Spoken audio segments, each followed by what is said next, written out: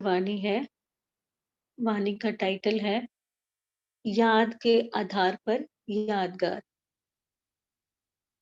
इस वाणी में बाबा ने आवाज से परे निराकार रूप में स्थित होकर फिर साकार में आने के लिए कहा। तो बाबा ने बताया कि इस अवस्था में फिर हम औरों को भी ये सुंदर अनुभव करवा सकते हैं। जैसे 1 सेकंड में निराकार और 1 सेकंड में साकार, ये बाबा ने ड्रिल करवाई और कहा कि जब ऐसी अवस्था हम सबकी हो जाएगी, तब साकार रूप में हर एक आत्मा को निराकार रूप का आप द्वारा साक्षात्कार होगा। फिर बाबा ने हमारा बहुत सुंदर जगत माता का टाइटल हमें याद दिलाते हुए बाबा ने माताओं को याद किया, क्योंकि माताओं का प्रोग्राम चल रहा था। तो बाबा ने बताया कि स्टडी भी आपने सेवा केंद्रों पर कर ली, कोर्स भी पूरा हो गया, मुख्य ज्ञान की जो पढ़ाई थी वो भी पता चल गया, तो अभी क्या रह गया है? तो बाबा ने बताया कि अभी हमें नष्टो मोहा बनना है, क्योंकि जब हम नष्टो मोहा बनेंगे तभी सच्चे स्नेही बन पाएंगे। फिर बाबा ने कहा कि जो थोड़े भी आसुरी गुण, लोक मर्यादाएं, कर्म बंधन की रस्सियां, ममता के धागे जो बंधे हुए हैं, उन सबको जलाना है। तभी हमारा जो रूप रंग होगा वो हमारा बदल जाएगा। तो बाबा ने आगे बहुत सुंदर एक बात बताई कि एक एक का जो भी विशेष गुण होगा, हर एक आत्मा का जो भी विशेष गुण होगा, वो अगर हम धारण करेंगे तो हम क्या बन जाएंगे? सर्वगुण संपन्न बन जाएंगे। क्योंकि एक एक आत्मा से गुण लेंगे, गुणग्राही बनेंगे, तो हमारा हम कितने गुणों को का स्वरूप बन जाएंगे ना, तो वही हमारा सर्वगुण संपन्न स्वरूप बन जाएगा। फिर बाबा ने माताओं को चंद्रमा का टीका लगाया, चंद्रमा का गुण और चंद्रमा की विशेषता बताई कि अगर हम ये टीका धारण करते हैं तो शीतलता के साथ साथ रोशनी भी देने वाले बन जाते हैं। तो सुनते हैं बाबा के मधुर महावाक्य। बाबा ने कहा, आवाज से परे जाना है, वह बाप को भी आवाज में लाना है। बाबा पूछ रहे हैं कि आवाज से परे जाना है, वह बाप को भी आवाज में लाना है। आप सब आवाज से परे जा रहे हो और बाप दादा को फिर आवाज में ला रहे हो।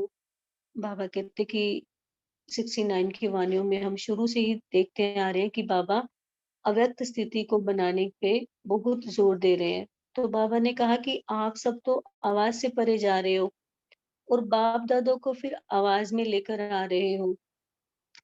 आवाज में आते भी अतीन्द्रिय सुख में रह सकते हो, तो फिर आवाज से परे रहने की कोशिश क्यों? फिर बाबा ने कहा कि अगर आवाज से परे निराकार रूप में स्थित हो, फिर साकार में आएंगे, तो फिर औरों को भी उस अवस्था में ला सकेंगे।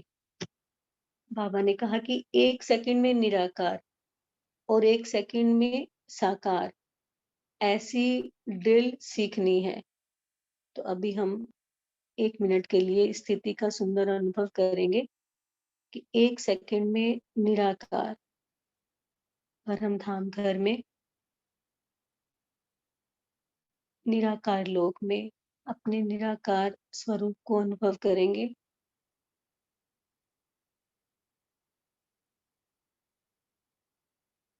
और फिर 1 सेकंड में साकार, अपना संगम योगी ब्राह्मण स्वरूप।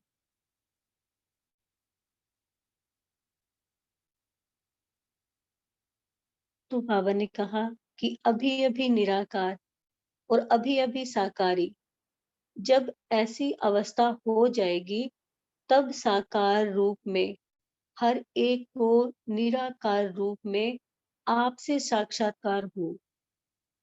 फिर बाबा ने कहा, अपने आप का साक्षात्कार किया है? बाबा कहते कि ब्राह्मण रूप में तो हो ही, अगर अपना साक्षात्कार किया है तो क्या अपने नंबर का साक्षात्कार किया है? अगर हमने अपना साक्षात्कार किया है तो हमारा कौन-सा नंबर है? बाबा कहते उसका साक्षात्कार किया है? फिर बाबा ने कहा और कोई भी आपका रूप है जिसका साक्षात्कार किया है? पूछ रहे हैं बाबा कि और भी कोई आपका ऐसा रूप है क्या जिसका साक्षात्कार किया है? अपने असली रूप को भूल गए? पूछा फिर बाबा ने कि अपने असली रूप को आप भूल गए हो क्या? बाबा कहते वर्तमान समय आप किस रूप से युक्ति युक्त सर्विस कर सकते हो? बाबा ने पूछा और फिर खुद ही आंसर दिया कि जगत माता के रूप से। यहाँ बाबा ने हमें हमारा पालना का संस्कार, शिव शक्ति जो हमारा शिव साजन की सजनी, ये सब स्वरूपों को याद करते हुए कहा कि अभी हमें जगत माता के रूप में, इस रूप में हमें अभी सर्विस करनी है। फिर बाबा ने कहा कि आज तो विशेष माताओं का ही प्रोग्राम है ना, रहना माता रूप में ही है, सिर्फ जगत माता बनना है। रहना तो माताओं को ही है क्योंकि उस समय माताएं भी शायद यज्ञ में उस समय माताएं समर्पित होती थी। तो बाबा ने कहा कि रहना तो अपना माताओं का ही रूप में है, लेकिन जगत माता बनना है। जगत माता के जो संस्कार हैं वो इमर्ज करनी है, पालना के संस्कार ना। फिर बाबा ने कहा कि माता बिना पालना नहीं कर सकते। आज माताओं को किस लिए बुलाया है? बाबा कहते कि वर्षे के अधिकारी बन चुकी हो कि बनना है, वारिस बन चुकी हो कि बनने आए हो? बाबा ने कहा वारिस हैं तो वर्षा तो है ही, कि वारिस बनी हो मगर वर्षा नहीं मिला है। बाबा कहते कि वर्षे के हकदार तो बन ही चुके हो, अब किस कार्य के लिए आई हो? बाप दादा ने जरूर किसी विशेष कार्य के लिए बुलाया होगा। फिर बाबा ने कहा कि स्टडी तो अपने सेवा केंद्रों पर भी करते रहते हो, कोर्स भी पूरा हो चुका हो, पूरा कर चुके हो। बाबा ने कहा मुख्य ज्ञान की पढ़ाई का भी पता पड़ गया है, तो बाकी क्या रह गया है? फिर बाबा ने बताया कि अब नष्टो मोहा बनना है। नष्टो मोहा तब बनेंगे जबकि सच्चे स्नेही होंगे। जैसे कोई भी चीज आग में डालने के बाद उसका रंग रूप सब बदली हो जाता है, तो जो भी थोड़े आसुरी गुण, लोक मर्यादाएं हैं, कर्म बंधन की रस्सियां, ममता के धागे जो बंधे हुए हैं, उन सब को बाबा कहते अभी जलाना है। इस स्नेह की अग्नि में पड़ने से यह सब छूट जाएंगे, तो अपना रंग रूप सब बदलना है। इस लगन की अग्नि में पड़कर परिवर्तन लाने के लिए तैयार हो। बाबा कहते जो चीज जल जाती है वो फिर खत्म हो जाती है, देखने में नहीं आती। ऐसे अपने को परिवर्तन में लाने की हिम्मत है? बाबा क्वेश्चन पर क्वेश्चन पूछ रहे हैं। बाबा कहते कि जो चीज अग्नि में जल जाए तो वो क्या हो जाएगा, पूरी तरह से खत्म हो जाती है, देखने में भी नहीं आती। तो ऐसे अपने को परिवर्तन में लाने की हिम्मत है? बाबा कहते आप सबकी यादगार अब तक भी कायम है। आपकी यादगार का आधार किस बात पर है? जितनी जितनी याद है उतनी उतनी सबकी यादगार बनी हुई है, अब तक भी कायम है। आपकी याद के आधार पर आप सबकी यादगार बनी हुई है। अगर याद कम है तो यादगार भी ऐसा ही होगा। अगर याद कम है तो आपके यादगार भी ऐसे ही होंगे, माना मंदिर ये सब आपके फिर ऐसे ही बनेंगे। तो बाबा ने कहा अगर यादगार कायम रखने का प्रयत्न करना है तो पहले याद कायम रखो, फिर उस आधार पर यादगार बनना है। बाबा ने फिर आगे कहा हर एक के विशेष गुण पर हर एक का ध्यान जाना चाहिए। एक एक का जो विशेष गुण है वो हर एक अगर अपने में धारण करें तो क्या बन जाएंगे? माना एक एक गुण हम अगर हर एक आत्मा से लेकर धारण करें तो क्या बन जाएंगे?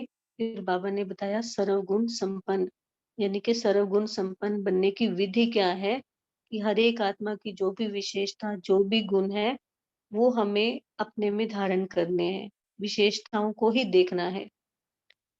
फिर बाबा कहते जैसे आत्मा रूप को देखते हो ना, तो जब कर्म में आते हो तो हर एक के विशेष गुण तरफ देखो, तो फिर और बातें भूल जाएंगी।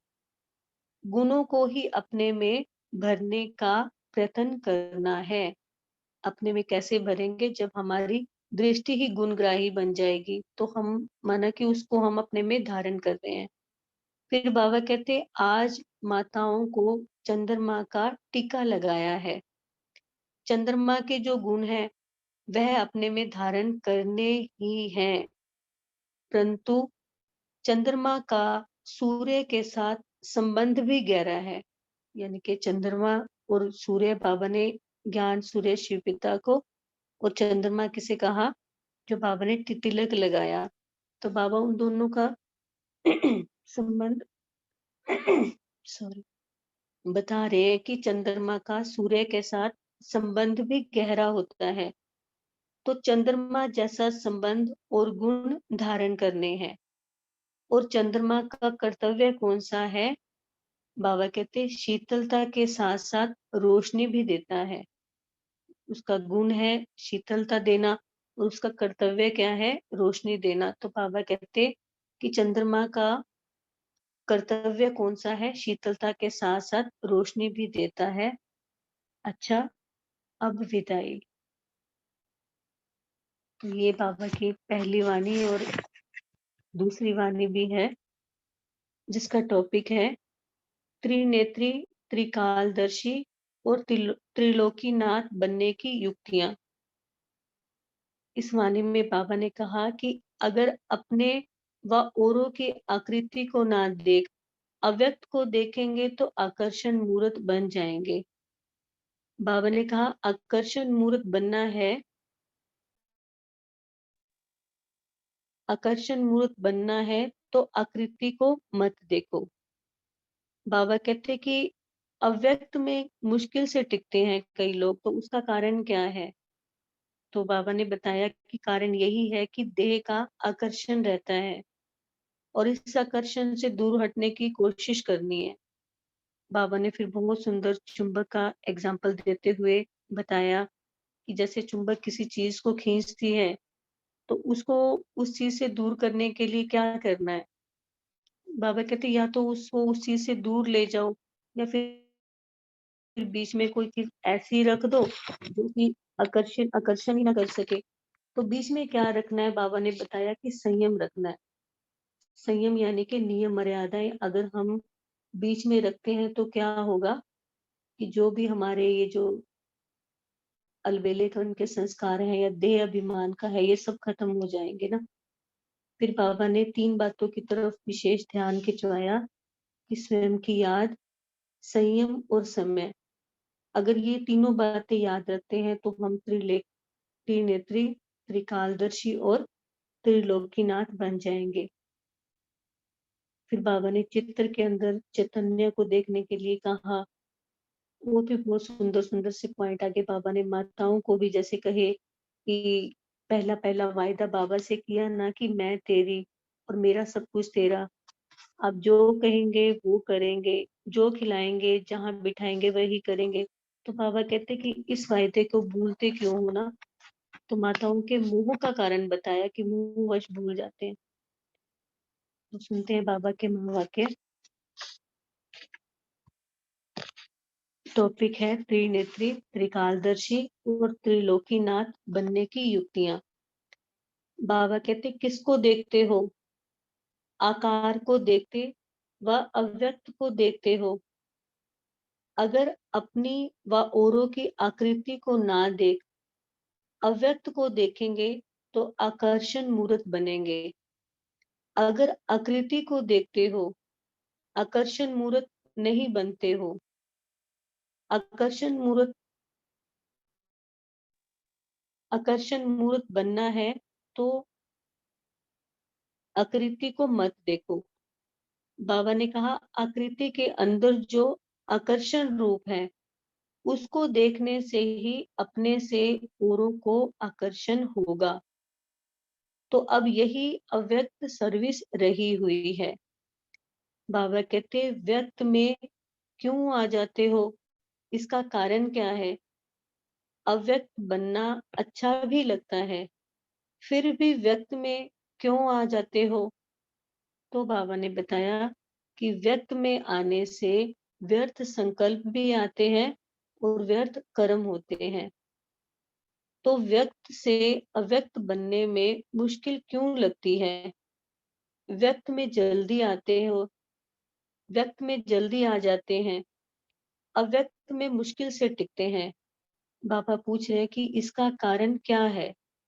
तो किसी ने कहा कि भूल जाते हैं। तो बाबा ने कहा भूलते भी क्यों हैं? देह अभिमान क्यों आ जाता है? मालूम भी है, जानते भी हो, अनुभव भी किया है कि व्यक्त में और अव्यक्त में अंतर क्या है, नुकसान और फायदा क्या है, यह भी सब मालूम है। जब तुम याद में बैठते हो तो देह अभिमान से देही अभिमानी में कैसे स्थित होते हो, क्या करते हो?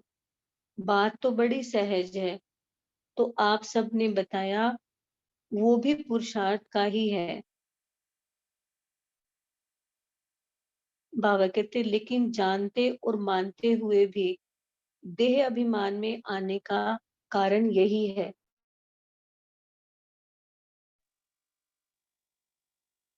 बाबा कहते जानते और मानते हुए भी देह अभिमान में आने का कारण यही है कि देह का आकर्षण रहता है। इस आकर्षण से दूर हटने के लिए कोशिश करनी है। जैसे कोई खींचने वाली चीज होती है तो इस उसके खिंचाव से दूर रखने के लिए क्या किया जाता है? चुंबक होता है तो ना चाहते हुए भी उस तरफ खींच जाते हैं। अगर आपको उस आकर्षण से किसी को दूर करना है तो क्या करेंगे? बाबा ने बताया कि कोई चीज ना चाहते हुए भी उसे खींचती है और आपको उस चीज से दूर करना है तो क्या करेंगे? या तो उसे दूर ले जाएंगे या फिर बीच में ऐसी चीज रखेंगे जो वो आकर्षण ना कर सके। यह दो तरफ से होता है, या तो दूर कर देना है या दोनों के बीच में ऐसी चीज डाल देंगे जो वो दूर हो जाते। तो बाबा कहते इस समय यह देह अभिमान या यह व्यक्त भाव जो है वह भी चुंबक के माफिक है, ना चाहते हुए भी फिर उसमें आ जाते हैं। बीच में क्या रखेंगे? बाबा कहते स्वयं को जानने के लिए क्या आवश्यक है जिससे स्वयं को और सर्वशक्तिमान बाप को पूर्ण रीति से जान सकते हो? तो बाबा ने कहा एक ही शब्द है, स्वयं को और सर्वशक्तिमान बाप को पूर्ण रीति जानने के लिए संयम चाहिए। वो एक शब्द शब्द क्या है? संयम। बाबा कहते जब संयम को भूलते हो तब स्वयं को भी भूलते और सर्वशक्तिमान को भी भूलते हैं। और अलबेलेपन का संस्कार भी क्यों आता है? कोई ना कोई संयम को भूलने से। बाबा कहते कोई ना कोई संयम, कोई ना कोई नियम मर्यादाएं भूल जाते हैं तो अलबेलेपन का संस्कार भी इमर्ज हो जाता है। बाबा ने कहा तो संयम जो है वो स्वयं को और सर्वशक्तिमान बाप को समीप लाता है।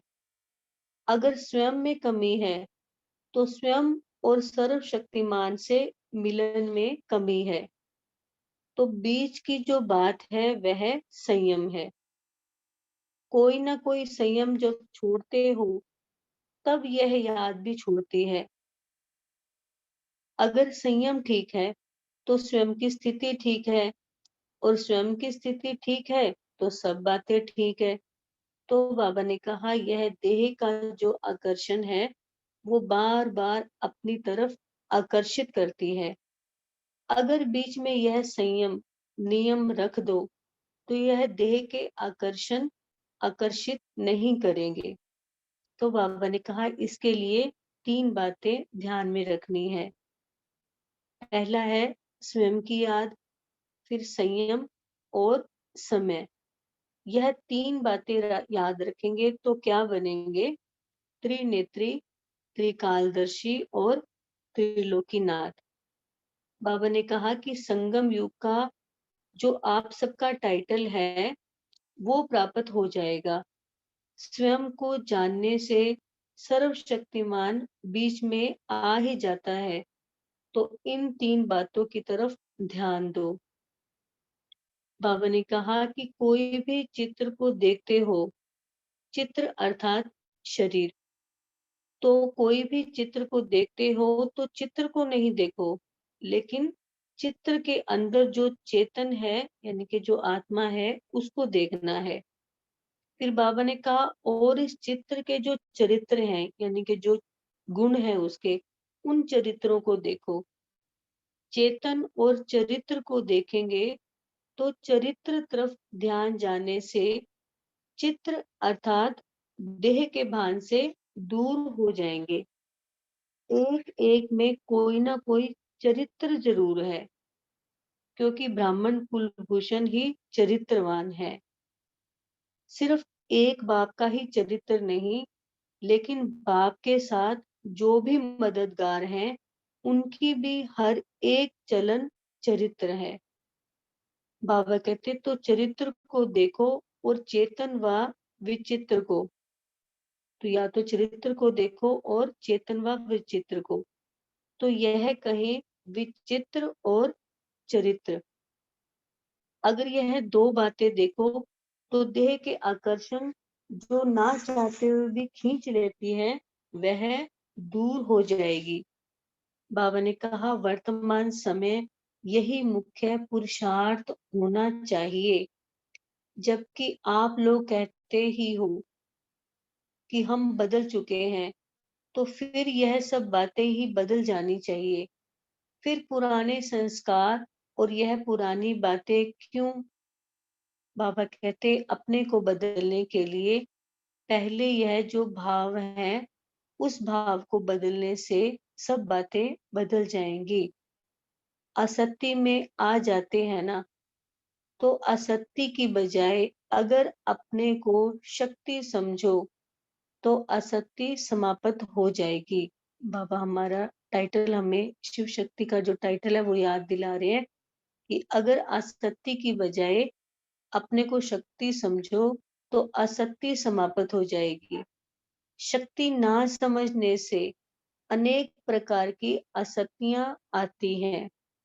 कोई भी आसक्ति अगर देह की, चाहे तो देह के पदार्थों की, कोई भी आसक्ति उत्पन्न हो तो उस समय यही याद रखो कि मैं शिव शक्ति हूँ। शक्ति में फिर आसक्ति कहाँ? आसक्ति के कारण उस स्थिति में आ नहीं सकते हैं।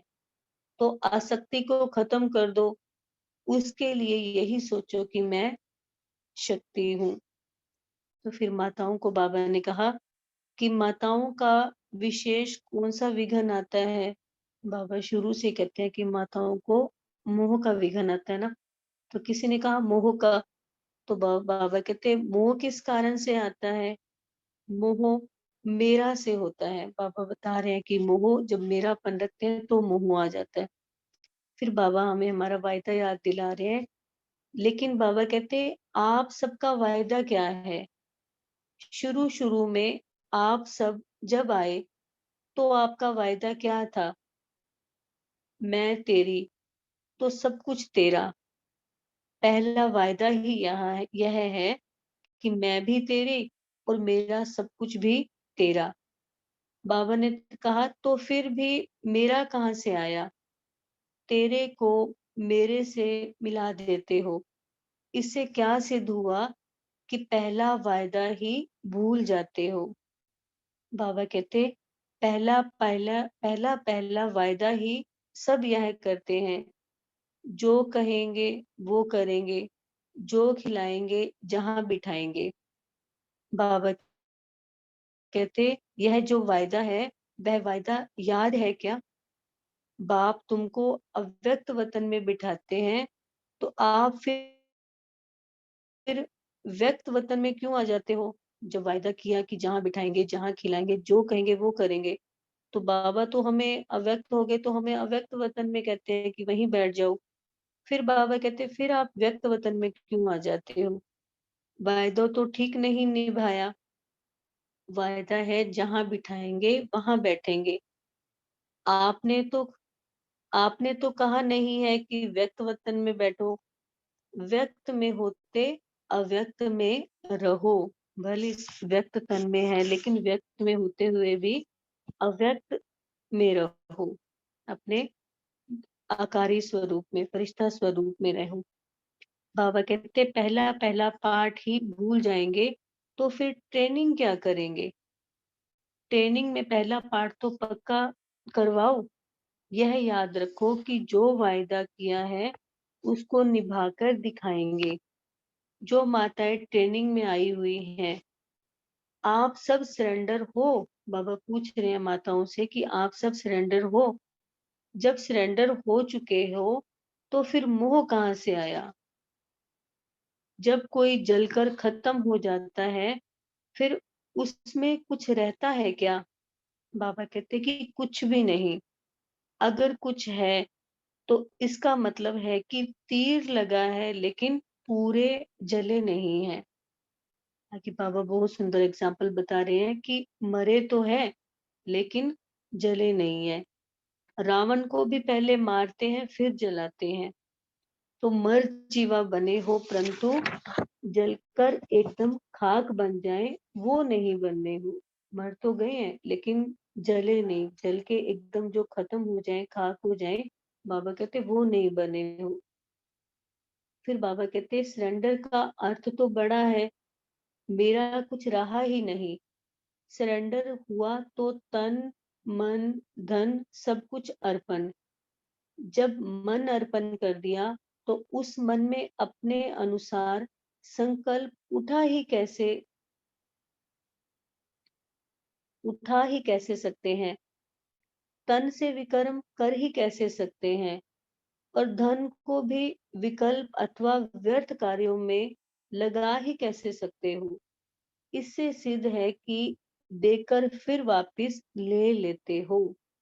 बाबा कहते जबकि तन मन धन दे दिया है, तो मन में क्या चलना है, वो भी श्रीमत मिली है। तन से क्या करना है, वो भी मत मिलती है। धन से क्या करना है, वो भी मालूम है। जिसको दिया, उनकी मत पर ही तो चलना होगा। बाबा कहते हैं कि जिसने मन दे दिया, उसकी अवस्था क्या होगी? जिसने बाबा को मन दे दिया, तो उसकी अवस्था क्या होगी? मन मना भव। बाबा कहते उसका मन वहां ही लगा रहेगा। इस मंत्र को कभी भूलेंगे नहीं। जो मन मना भव होगा, उसमें मोह हो सकता है क्या? बाबा कहते तो मोह जीत बनने के लिए अपने वायदे को याद करो। यहाँ ट्रेनिंग से जब निकलेंगे, तो आप कौन सा टप्पा लगवा कर निकलेंगे? तो किसी ने कहा कि मोह जीत का।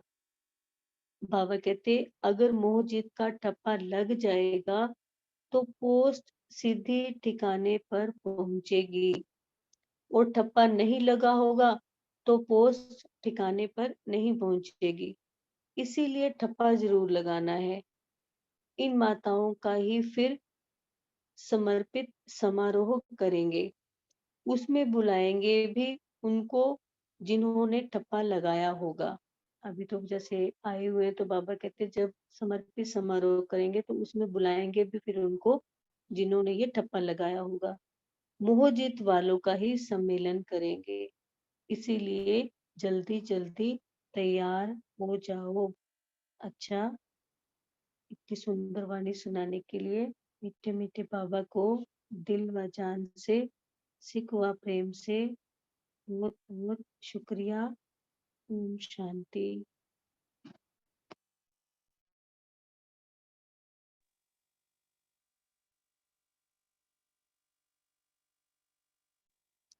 शांति, आपका बहुत बहुत शुक्रिया सोनिया सिस्टर। और सबने बिना डिस्टरबेंस की मुरली सुनी, उसके लिए शुक्रिया। अभी 1 मिनट हम आवाज से परे की स्थिति में स्थित होते हैं, उसके बाद डिस्कस करेंगे।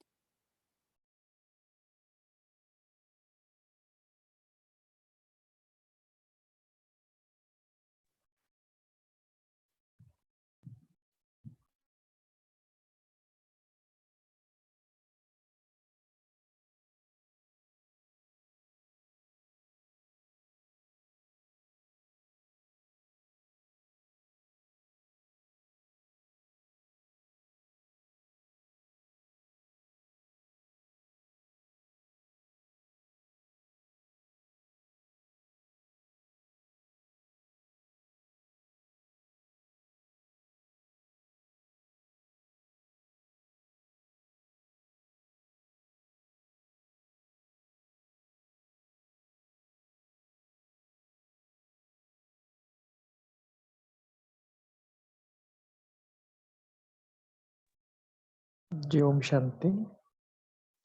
थोड़ा सा टेक्निकल जो भाई बहन है तो नहीं है, तो इसलिए आज हम इसी रूम में डिस्कशन करेंगे। तो सबसे इम्पोर्टेंट बात है कि संख्या ज्यादा होने के कारण फिर सिर्फ हैंड रेज करना और एक एक करके अनम्यूट करना, कि हम थोड़ा सा डिसिप्लिन में रहेंगे। फिर वंदना दीदी आप कंटिन्यू करो। जी भाई जी। किरण प्रजापति, आप बोल सकते हैं। ओम शांति दीदी। बाबा ने आज हम सब माताओं को कहा है कि आप तो जगत माता हो और जगत माता बन के और आप पालना कर रही हो, तो पालना के संस्कार तो इमर्ज हो चुके हैं आप में और स्टडी भी आप सेवा केंद्र पे करते रहते हो, कराते रहते हो। ज्ञान की पढ़ाई का भी आपको पता चल गया है। अब आपको नष्टो मुहा बनना है और ये नष्टो मुहा कब बनेंगे? जब हम सच्चे स्नेही बनेंगे सबके। और सच्चे स्नेही कैसे बनेंगे? जब अपना रंग रूप परिवर्तित हो जाएगा, यानी एक की लगन में मगन रहेंगे तो उस लगन की अग्नि से हमारे में परिवर्तन हो ही जाएगा। और जी बाबा ने ये भी कहा दीदी। किरण जी बहन, जी जी जी दीदी जी। सारे लोग हैं तो पॉइंट्स हम थोड़ा एक एक शेयर करेंगे। हाँ, ओके अगर कुछ दीदी। नहीं बोले तो आप करना फिर। ओके दीदी, ओम शांति। जयंत भाई बोलिए। शांति दीदी, बाबा ने माताओं को चंद्र का गुण व टीका लगाया है। चंद्र का गुण यानी शीतलता, माताओं को चंद्र का गुण धारण करना है। चंद्र का और सूर्य का दोनों का संबंध है, गहरा संबंध होता है। ओम शांति। Thank you. नीलम बहन बोलिए। ओम शांति दीदी। आज जैसे बाबा ने चंद्रमा के बारे में बोला और सूर्य के बारे में बोला, तो बाबा ने इसका महत्व ये बताया कि सूर्य कौन है? पिता भी है और पति भी है, और चंद्रमा क्या है? माता भी है और पत्नी भी है। तो उसके बारे में वो बाबा ने कहा कि कब कब कुंवारी लड़की होती है तो बाबा कहते हैं इसकी तिलक लगाई चंद्रमा की। तो बाबा कहते कि बाबा ने आज ये भी क्लियर बताया कि इसके साथ बहुत गहरा संबंध है, छोटा मोटा नहीं संबंध। तो बाबा आज उसी को क्लियर बता रहे हैं, ये गुण हमको धारण करना किस चीज का। कब कोई भी बाबा के घर में आती है, या जैसे कि बाबा के घर में शादी होके करके आती है, कुछ भी है, जैसे हम बच्चे हैं बाबा के घर आए, बाबा के सब कुछ बनेंगे। तो बाबा कहता है आप में इतनी शीतलता होनी चाहिए, इतनी शीतलता होनी चाहिए, और रोशनी सबको देनी चाहिए हमको। तो आज बाबा उसी के बारे में हम बच्चों को बताया। सूर्य क्या है? हमारा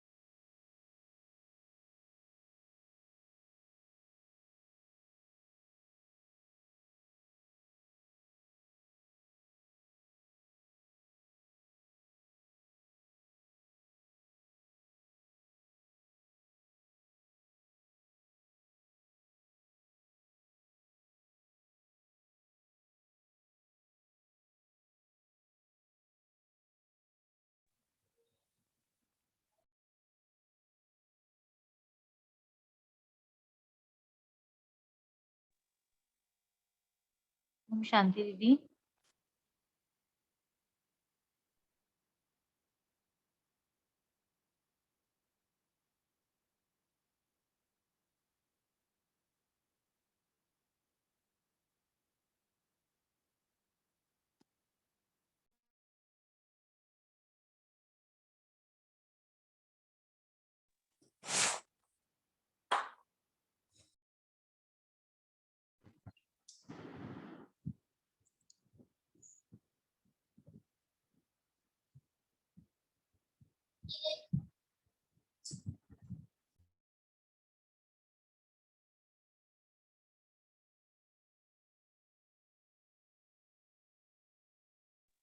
जी, ओम शांति।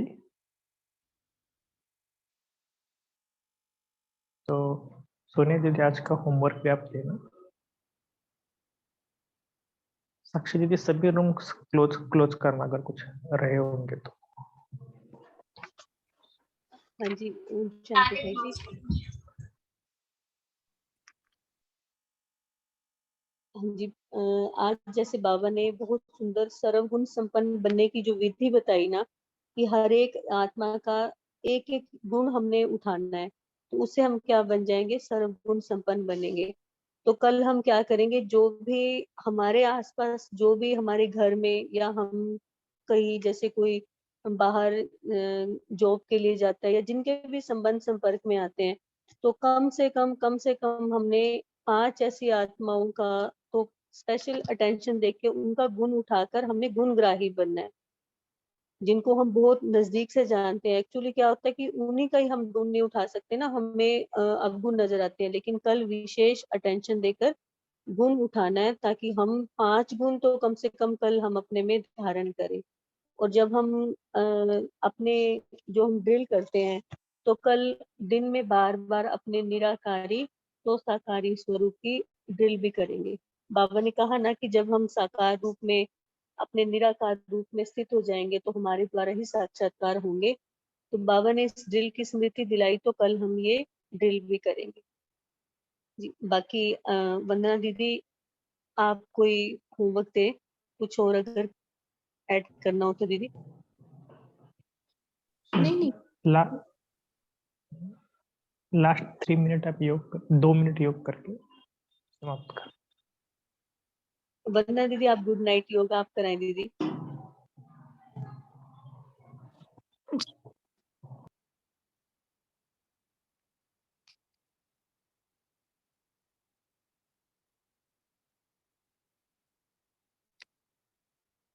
ओम शांति।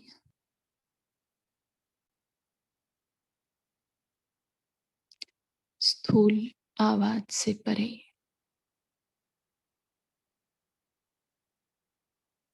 स्थूल शरीर से परे,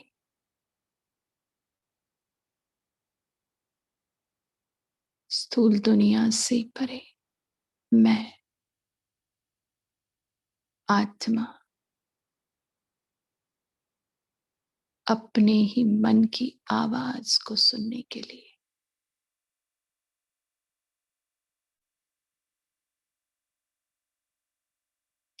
इशारों की दुनिया में सूक्ष्म वतन में पहुंचती हूं।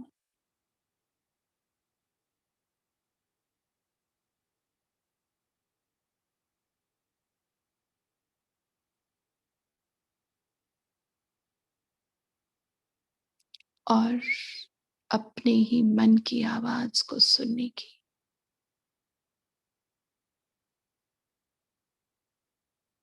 कोशिश करती हूं।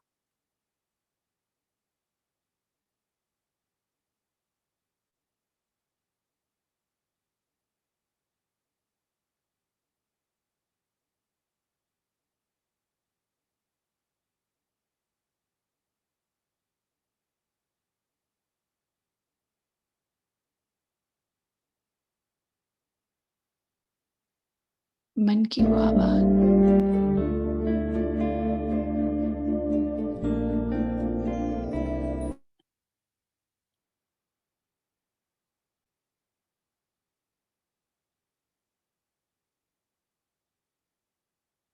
मन की वो प्यास मन की वो तड़प,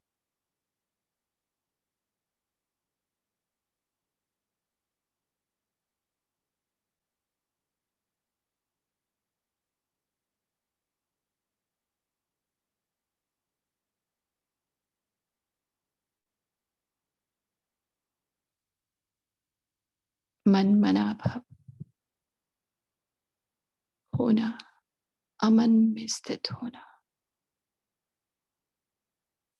मन का वो सुमन बन जाना,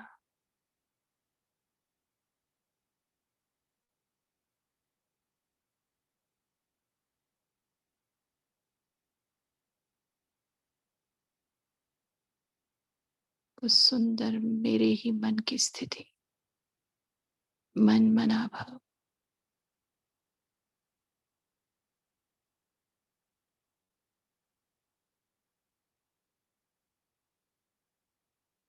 ऐसी ही सुंदर, अमन